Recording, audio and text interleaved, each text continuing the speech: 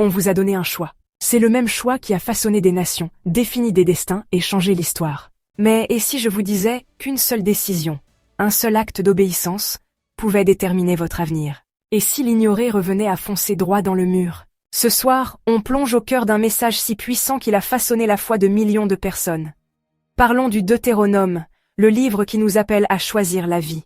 Les Israélites sont aux portes de la terre promise, et Moïse, leur chef de longue date, prononce son dernier discours. Voyez ça comme le discours d'adieu ultime.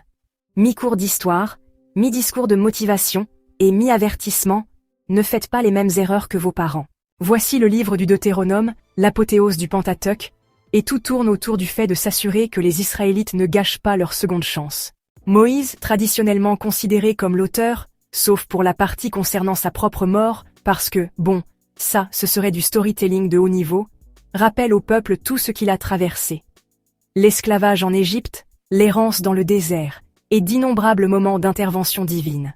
Mais maintenant, avec une nouvelle génération prête à prendre possession du pays, ils ont besoin d'un rappel sur ce qui compte vraiment, parce que, comme l'histoire l'a montré, les humains sont très mauvais pour se souvenir des choses. Au fond, le Deutéronome parle du renouvellement de l'alliance, un réengagement envers la loi de Dieu, soulignant que l'obéissance apporte des bénédictions, tandis que la rébellion mène à la ruine. Et Moïse ne prend pas de pincettes.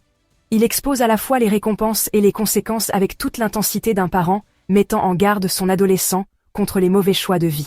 La structure du livre reflète les anciens traités d'alliance, avec une revue historique, une section juridique détaillée, et un final dramatique avec des bénédictions, des malédictions, et les derniers mots de Moïse avant de passer le flambeau du leadership à Josué. Certaines des lignes les plus célèbres du livre, comme le schéma dans Deutéronome 6, versets 4 et 5, deviennent des pierres angulaires de la foi juive.